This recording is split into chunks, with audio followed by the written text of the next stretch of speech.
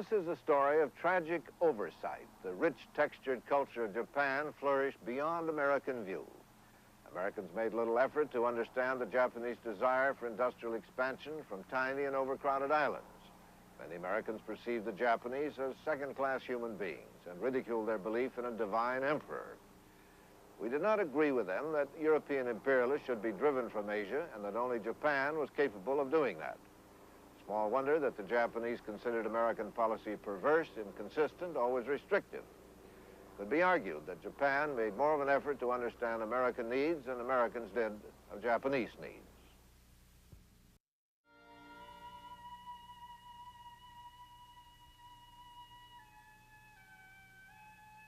To the Japanese, man and nature are one. Life is a gift to be cherished. Man's highest goal is serenity, harmony with nature. Their beliefs evolved from the ancient Buddhist and later Shinto religions. Little is preferred to big, the intimate to the impressive, the simple to the complex, the natural to the artificial. The essence of life is pride in self, land, and nation. Fulfillment of national pride propelled Japan to tragic conflict. For the first time in history, civilians became targets of massive bombing attacks. The ruthless Japanese attack on Shanghai climaxed their invasion of Manchuria.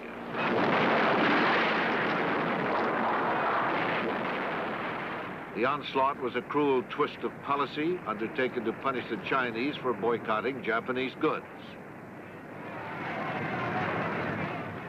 The Manchurian-Shanghai crisis was a culmination of events that had been simmering for years.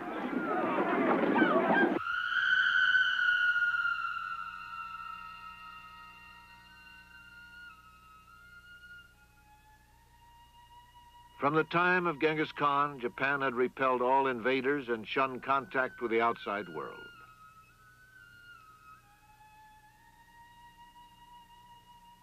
Her people led a peaceful, isolated existence, and Japanese culture flourished, pure and untouched by the West, until the summer of 1853. After several futile attempts, the United States penetrated the wall of isolation. An intimidating squadron of 4 heavily armed ships anchored at the mouth of Tokyo Bay. They were under the command of Commodore Matthew Perry.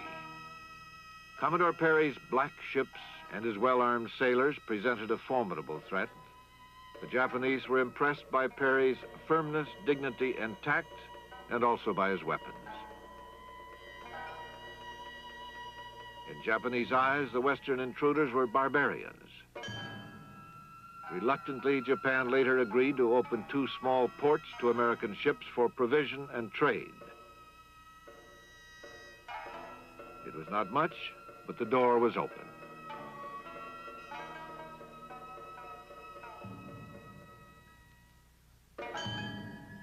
American power again impressed Japan when Commodore George Dewey in 1898 destroyed the Spanish fleet in Manila Bay.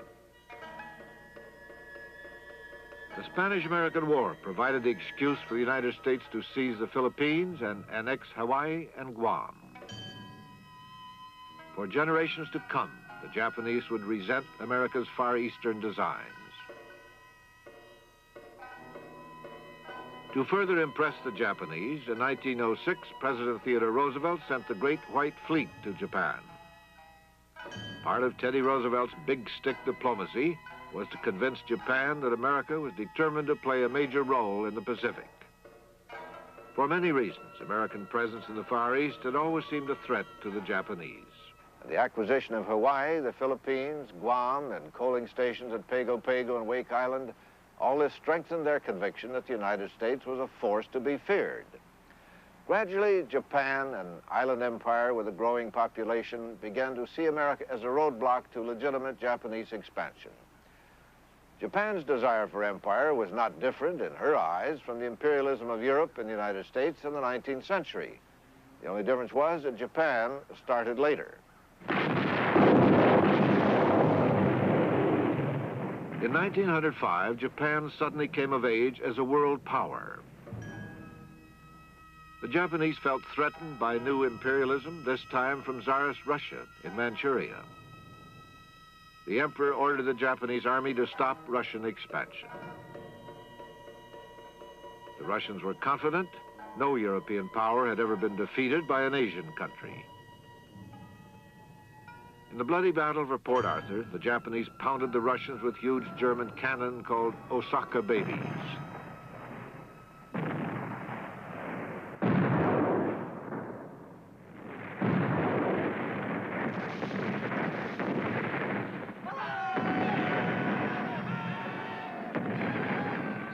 Shock waves of Japanese soldiers assaulted the Russian stronghold overlooking the bay.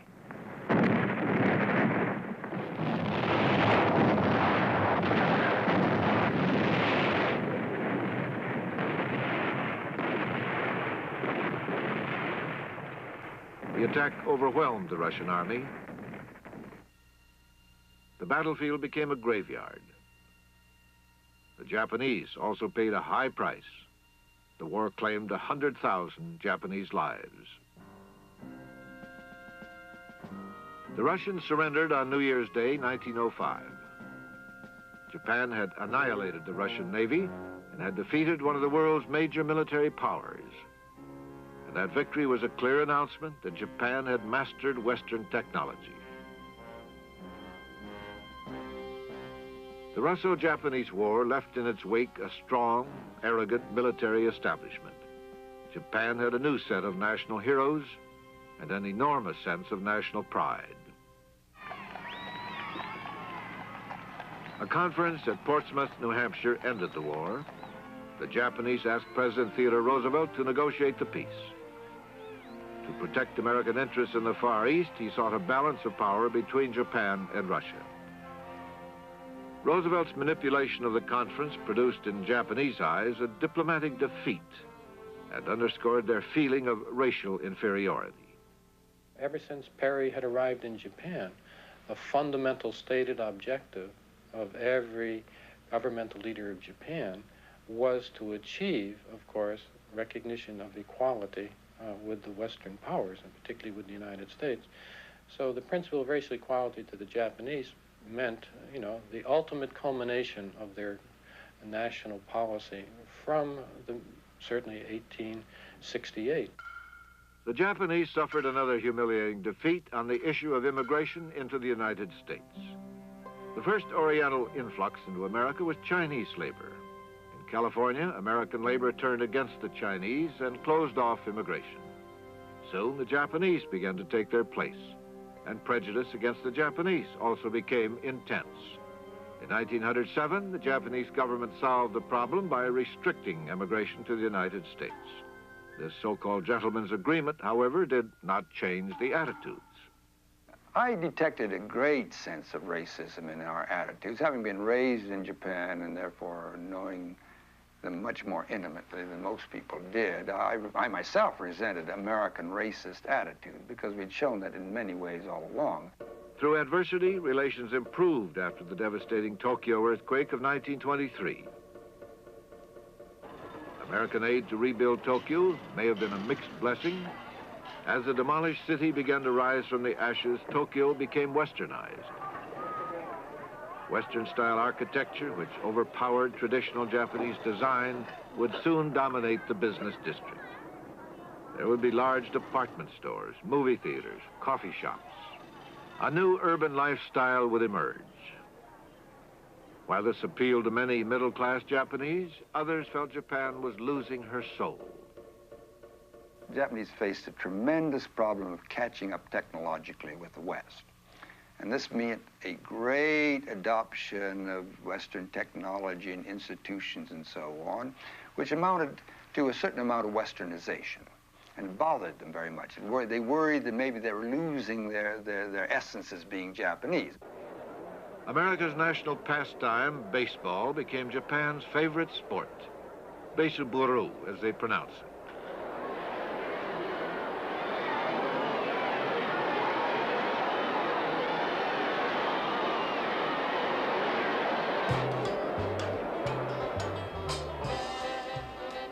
Babe Ruth was as much a hero in Japan as in Yankee Stadium.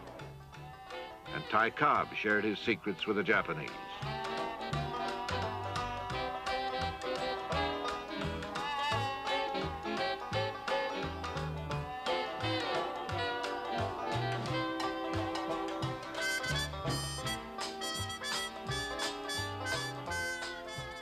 Western influence could be seen everywhere.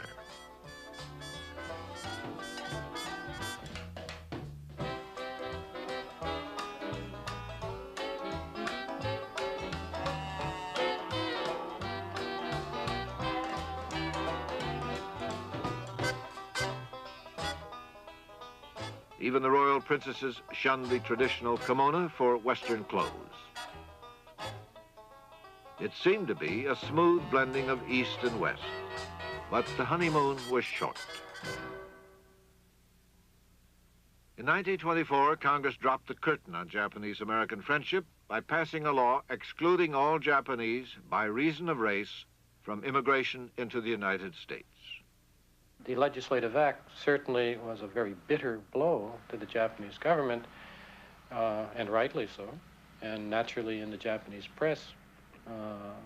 The Discrimination Act, the Exclusion Act, was regarded as an event of, unpardonable, unforgivable humiliation, and with it, of course, confirmations that particularly the Americans and the American society was just rampant with hypocrisy, preaching all sorts of Christian virtues to the Chinese and Japanese, and practicing all sorts of unchristian virtues against Japanese and Chinese. In response, Japan proclaimed a day of national mourning.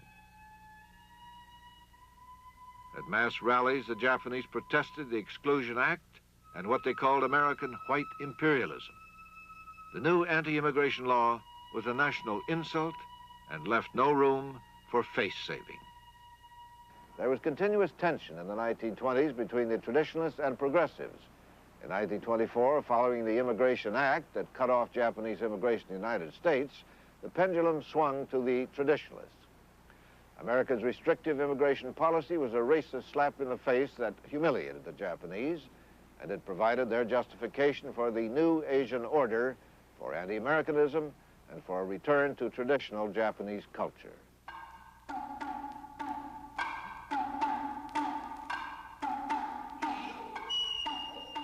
Traditionalism inevitably led to militarism and glorification of the samurai heritage.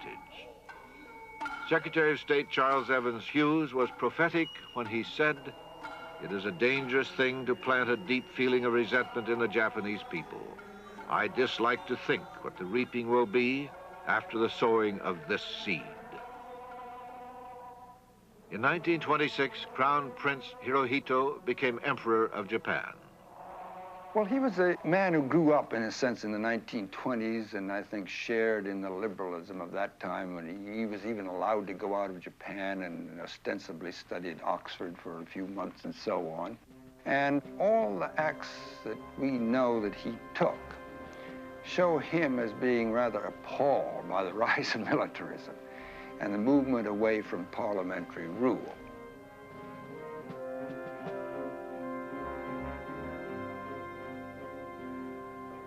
There are several incidents in which he did say something.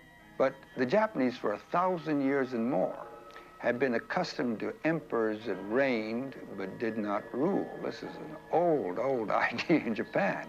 And even though they had in their constitution said all powers were in the hands of the emperor, nobody meant that at all. They didn't expect the emperor to exercise it. It was going to be the men around the emperor who exercised those powers for him. Militarists had finally found their moment and their method. The Constitution made it clear that the supreme command of the armed services was in the hands of the emperor, not the civilian government. With the young emperor as a figurehead, the military became more and more independent and gradually assumed control of foreign policy. As the Japanese grew more egocentric, the conflict between East and West became more pronounced. The rallying cry in Japan played on an old fear, Western imperialism. It was hard for Americans to understand how a nation so attached to the past could be a threat in the present. there is a tendency on the part of Americans as well as other Western observers to view Japan as either very thoroughly Westernized or still being very traditional. And yet the truth, I think, is a combination of the two. And it's this which baffles foreign observers even today. And I think it's not surprising that at that time too. The amalgam of Japanese energy and Western technology produced a naval building program that alarmed the West. To guarantee national security, the Japanese Navy demanded a ratio of 7 Japanese ships to every 10 American ships. The Washington Naval Conference of 1921 left them short of that goal, but called for another conference in London in 1930. The Japanese intended to increase their strength at the London Naval Conference. The American delegation, which sailed on the George Washington, was headed by Secretary of State Henry L. Stimson. Stimson was a man of the old school, well-bred, well-educated at Andover and Yale. He had a lawyer's sense of order and was an internationalist. He was also firm and believed in standing up to the Japanese. Stimson was determined to force the Japanese to accept the lower naval ratio. The delegates were friendly and cheerful as British Prime Minister Ramsay MacDonald opened the conference. The group of my friends here are representative of the 5 great naval powers, and we have met for the purpose of coming to an agreement which will do 2 things, we hope. First of all, put an end to competition in naval armaments, and then effect reductions in programs. Japan demanded an upward revision of her capital ship ratio, which had been set at 3 Japanese battleships for every 5 American or British battleships. The United States refused and was backed by Britain. When they tried to extend that 5-5-3 ratio and put it to lesser ships than the capital ships, it was only applied to the battleships at first, to the heavy cruisers. In 1930, the climate had so changed that there was violent opposition. The Navy dug in its feet and fought bitterly. And the civilian government managed finally to force it down the throats of the Navy, but with great general opposition. And this was a sign that times had changed. The Japanese were feeling much less secure than they had in 1921-22. When he returned to the United States, Secretary of State Stimson was a hero. He considered the London Naval Conference a great victory. In spite of the enthusiastic welcome, American naval officers were not happy with the treaty. They wanted to outbuild the Japanese Navy. President Hoover was too occupied with the Depression to care one way or the other. In Japan, the reaction was violent. Military officers like Colonel Tojo, the future prime minister, accused the government of compromising national security. They attacked what they called the spineless diplomacy of civilian leaders. Prime Minister Hamaguchi was assassinated, and the military took over foreign policy.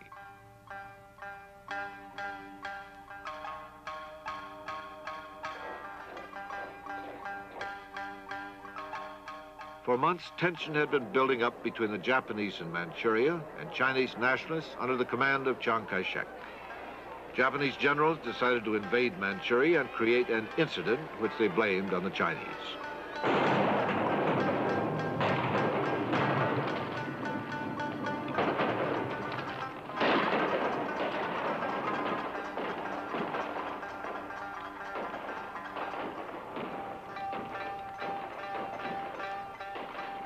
Japan claimed the nationalists threatened her interests in Manchuria, which were considerable, extensive holdings and investments in vital raw materials.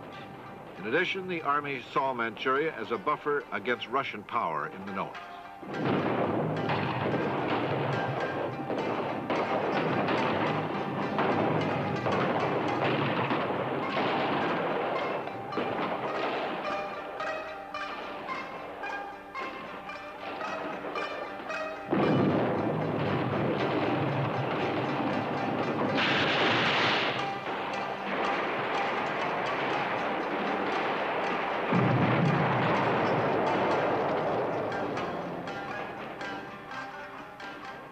The invasion met little resistance. Chiang Kai-shek did not want to sacrifice his nationalist army, so Chinese civilians died.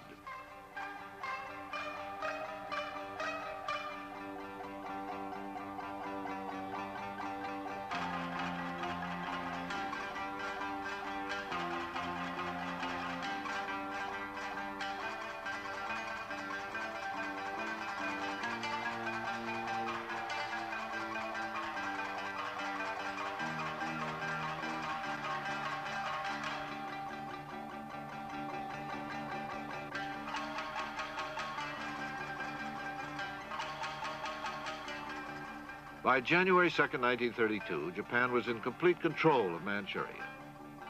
The League of Nations finally sent an inspection team, the Lytton Commission, to Manchuria. It condemned Japanese aggression and the senseless killing of civilians. It also called for an autonomous Manchuria. Japan rejected the findings and later resigned from the League of Nations. Japanese aggression on the Asian mainland was just beginning. The Japanese invasion of Manchuria was the first challenge to the system of collective security that emerged after the First World War.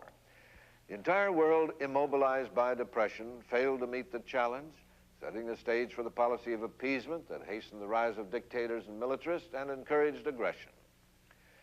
It was the crucial year 1933. A new president took office in America and a dictator in Germany. The League of Nations failed. The Kellogg-Briand Pact to outlaw war proved a worthless piece of paper. The Washington Naval Treaty, which guaranteed the territorial integrity of China, proved meaningless. And all the diplomatic efforts of the past decade to assure peace and stability collapsed. The Depression had so paralyzed American foreign policy that the nation tried to isolate itself, retreating behind walls of neutrality, clinging to the belief that the moral force of public opinion would guarantee peace. Japan had every reason to believe that her Asian adventures would go unopposed.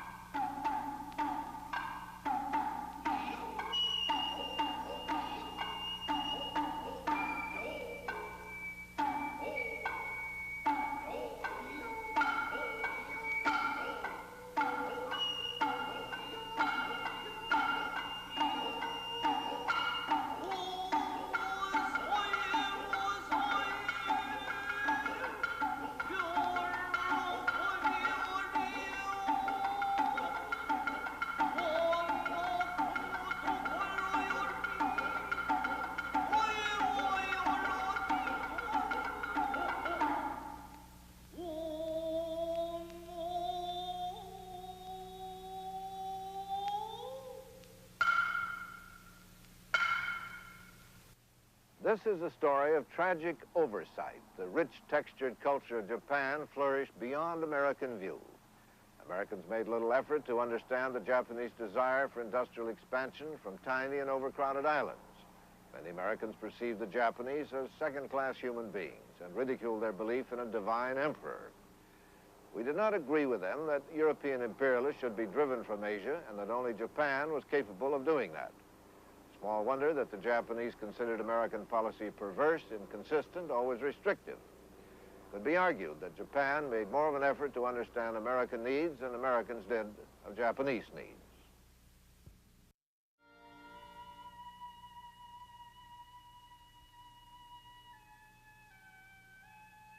To the Japanese, man and nature are one. Life is a gift to be cherished. Man's highest goal is serenity, harmony with nature. Their beliefs evolved from the ancient Buddhist and later Shinto religions. Little is preferred to big, the intimate to the impressive, the simple to the complex, the natural to the artificial. The essence of life is pride in self, land, and nation. Fulfillment of national pride propelled Japan.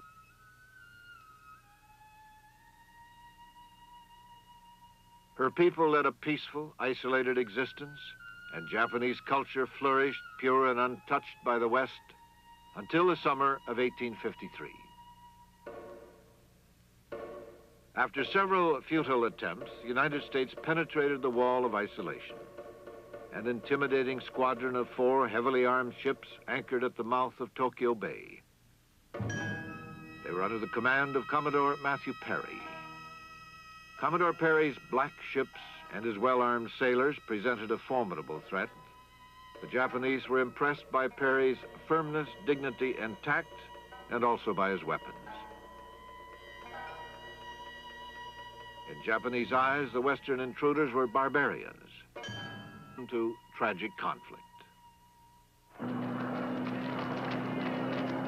For the first time in history, civilians became targets of massive bombing attacks. The ruthless Japanese attack on Shanghai climaxed their invasion of Manchuria.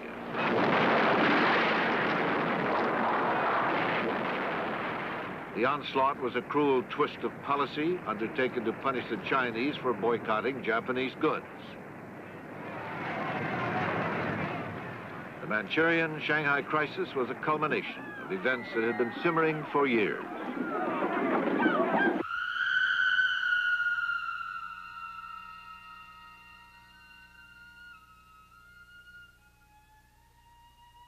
From the time of Genghis Khan, Japan had repelled all invaders and shunned contact with the outside world.